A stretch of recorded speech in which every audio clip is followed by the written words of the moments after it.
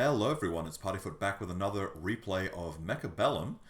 Here we had another interesting game in my opinion.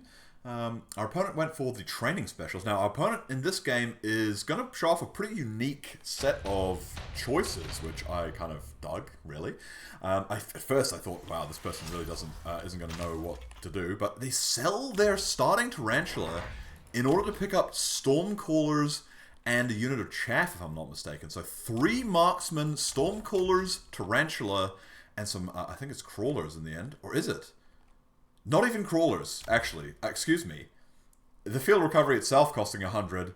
He's gonna hang out with some supplies left over, potentially. Training specialist versus Rhino specialist. We went for a more standard defensive position. Hounds in the back to clear out for chaff for the Sabertooth to take out single targets, and just, you know, lots of fangs. I'm playing quite far back these days. Look at this. I thought to myself, as soon as I saw it, I was like, what? Hang on, no chaff, 1 less tarantula than we were thinking, and then immediately our 2 sledges come straight towards it and boop, boop, it's gone. Stormcallers, though, immediately showing some promise as they, target down our clumped up units, but this initial positioning obviously not paying off immediately, and I thought to myself, wow, that's a weird choice. Maybe this guy's new to the game, or, something, but that might not be the case, because they went for another intensive training. It actually ended up giving me a bit of a hard time, honestly. We decided to level up our Saber and grab some crawlers. Now, maybe the positioning of these crawlers could have been a bit better. My intent here was to drag some of the initial volleys of Stormcallers. I was thinking maybe they could be quite effective against us. I don't know, maybe it wasn't a problem that needed solving. Our opponent trains marksmen and levels them, and gets 1 pack of crawlers. He's got 200 left, so he's bound to do something else. He does pull in a flank, which we are not going to intercept, so let's see how that goes. Initial waves of missiles are missing, as we had hoped, but his own crawler is also coming in. Second wave also coming in quite impotently. We immediately take down his tarantula, and then it's just like our chaff walking towards him. Now, if these had been crawlers, it would be over already, but his crawlers take down the tower, and I'm thinking to myself, like, at first I was like, this guy, how am I against this guy? Now I'm like, oh, how am I against this guy? As his crawlers come in to chew up my Saber on the flank. We do look like we might come out ahead here anyway, until our Saber goes down, and then it's just fangs against this marksman. I really did think to myself, like, it's surprising to me that this was the outcome, that it was so close. Definitely an unconventional positioning and strategy out of our opponent. Scorpions available. 4 Arclights. I'm just going for loads of standard stuff. I figured with the flank here, we could see to that with a conservative Arclight placement and then get a couple more. 4 whole deployments is pretty nice. 2 more of chaff as well. Our opponent grabs the Scorpion and gives it range. He's so far behind on just, like, number of units. The efficiency here that he will have to get, feels like, is going to have to be really high. He goes for Phantom Rays with sticky oil bomb right at the front. What a crazy move. We actually get another Arclight, just because I guess we didn't really know what we should be doing. Oil in the middle of the field. And since his positioning is all in this tiny clump in the middle, we're all going to get dragged into the oil. Look at this. This is like a traffic in my city. This is traffic in my city. Literally it is. Missiles coming in, blowing stuff up. I mean, there are places where that's actually happening, so maybe I shouldn't joke, but... And incredibly good with the Scorpion and the Stormcallers and this Marksman just wailing away at my units. They're all just dilly-daddling along in the slick. Oh my gosh. This is it's just a slow-moving massacre. So this must be a strategy that our opponent has tried before, or maybe they're trying it for the first time, but they seem to have a cohesive strategy in mind. And perhaps it will only really work against this kind of slightly conservative, in-the-middle defensive strategy that I'm playing. We get our Rhino, and we deploy it out on the flank. Our opponent sold out of those crawlers, but has now opted to put some wasps on the flank, which won't be intercepted by our arclight that we put out here. It's just being annoying as anything with those. And then we thought to ourselves, oh, we'll just sweep this with fire extinguisher. But wait, fire extinguisher doesn't actually affect oil. Just fire, acid, and smoke. So that's not actually an option. We'll have to try some missile interceptors instead. Ironically here, it took me a while to remember that I actually have missile interceptor on my sabers. And in almost the exact same position. But, okay, by the end of this game, we're going to have the most anti-missile that I've ever seen. So, you know, bear with me. We'll get there eventually. And honestly, with the position and kind of setup that my opponent has, this is actually going to be pretty effective. He's put down some backline missiles, obviously anticipating potentially some flanks or potentially some shenanigans if there was maybe something like Wasp Swarm available. Can't quite remember. We go for some more chaff on our flanks as well, which isn't going to be so good against these wasps, but it might drag them forward. We'll have to see how that works out. Still a very compact, very low unit count game out of our opponent. And we shoot down all the oil missiles. And all the second volley of missiles. And a bunch of next to the missiles. So this is immediately getting good value. The wasps actually, because they spawned in slowly, not getting dragged by the crawlers. The oil does eventually get down anyway, somehow. Perhaps coinciding with a volley from the stormcrawlers. And we get our tower taken down. Rhino frozen in time as he approaches the tower for his own payback. He does get it eventually. But our units are so mired here. Slowly crawling forward. Our big boy's coming in. Getting some value though. Chop, chop, chop. The wasps did take down one of our missile interceptors, which is kind of unfortunate. But just this slow march into the grinder, but we've just got too much stuff for now. And I was kind of, you know, thinking, okay, well, it hasn't gone so well, but we are still winning. It's surprising that his kind of very unorthodox strategy is doing as well as it is. He's got barely any units, and he's getting great efficiency out of them. Improved fire control for our opponent. We go for the wasps. We decide to support our Rhino with it. The opponent pops down a Scorpion to defend this side alongside a missile. We add crawlers as well as the swarm in an attempt to swarm that side anyway. We continue to lever our sabers, and this is quite important to the strategy because these leveled units in the back are going to be reasonably durable. Not so much the marksmen, I must say, but the Scorpions. And that means leveled sabers are going to be pretty good to take those down if they do get distracted by our, you know, less valuable units. We do grab some Mustangs on the side, again, to deal with these wasps that are no longer there, but we don't yet know that. Our opponent buys more oil. What an oily guy. I don't know why we have to face such slows. What's the CC? Crazy. The oil gets through despite the interceptor too, so that's kind of annoying. And I'm thinking it's only a matter of time before our opponent sets this on fire. And look at how much of our stuff is going to wander through here. All of this chaff is just completely vulnerable to this being set on fire.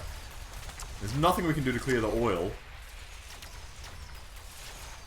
The wasps are actually coming in and doing a great job after the Rhino is dead. We probably should have sold out of it sooner.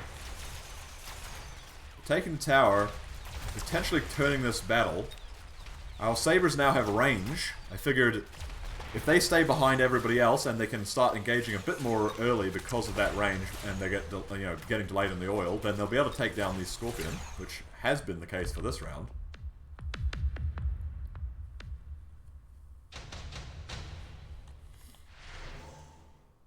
Next round, Wraith comes out, Typhoon. I recently took shields off my fortresses, and I was trying to think, like, how can I stop him from setting this on fire? How can I stop these missiles from coming in? We'll put some shields in the front. See if that can help. This is an extremely expensive investment for one unit of Typhoon.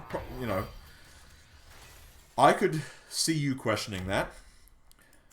Now, and I also had this intensive training available, and I was thinking, which of the sabers should I do? They're both so close to leveling, I decided not to. Hound with Sprinkler. We knew he would set this on fire this turn. It was almost inevitable. It just made sense. He does go for the Vulcan to do so. So Hounds with Sprinkler now going to be able to clean this up once it gets set on fire. He's got more Phantoms now. He's got Farseers coming out on the flanks. He's still dealing with this pretty well, although he is investing each turn in it. You know, eventually...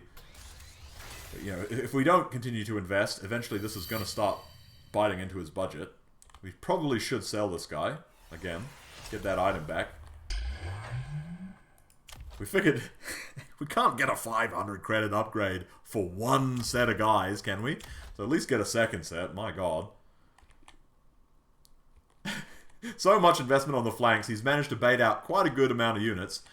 They're still going to get into the fight, so could be worse.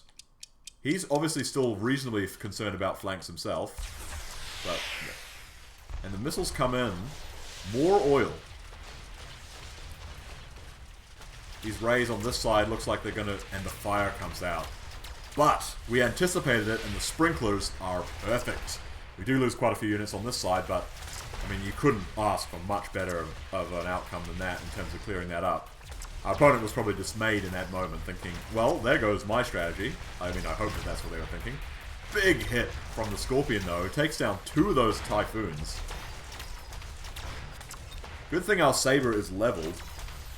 But it is still pretty vulnerable to being attacked by the Scorpion. Its attack rate isn't fast enough to get through all these units. So it does go down too. And we lose this round. I must say, once I had that outcome, with the kind of like, oh wow, we actually managed to do nothing, you know, burn through everything. Our opponent immediately shielding, seeing that fire. Us also seeing the fire, but for some reason just expecting, oh, nothing bad can happen to us. And foregoing the shield, which turns out to be in our favor, since he didn't go for that. Super Supply is going to eventually start kicking in, but I don't think we got it particularly early here. So it might take a few turns still to pay itself off. There's one marksman in the back, which I put down initially to deal with these phantoms. Got itself a level. And we actually decide that with these sabers, they just maybe need a little bit more support, a couple more of them. They are pretty resistant to fire as well, so alongside these Typhoons, they might be quite a good option for surviving if our opponent does manage to get through a lot with their fire strategy. Okay, I did say something about not doubling down over here, but we go for more crawlers. Hoping this time to distract this, and then I think we end up beaconing this side out and over here. I don't know how well that will work. Ranged sabers, though, can do a lot of damage. Our carry here actually looking like a pretty good unit for now. We do drop a second missile interceptor. And despite the second missile interceptor, we still get 2 big patches of oil. Which made me mad. Like, really? I guess 2 interceptors is not as much of an investment as our opponent has made in Phantoms, but more oil coming down. Oil everywhere. That cooldown is crazy short. Whatever we did over here didn't work.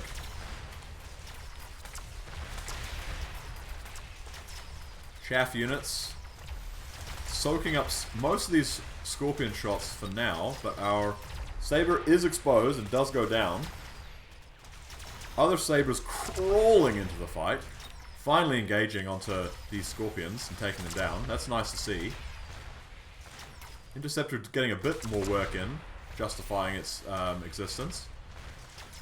But in this case, the Stormcaller is actually acting as chaff a little bit for these Scorpions, and we lose another round.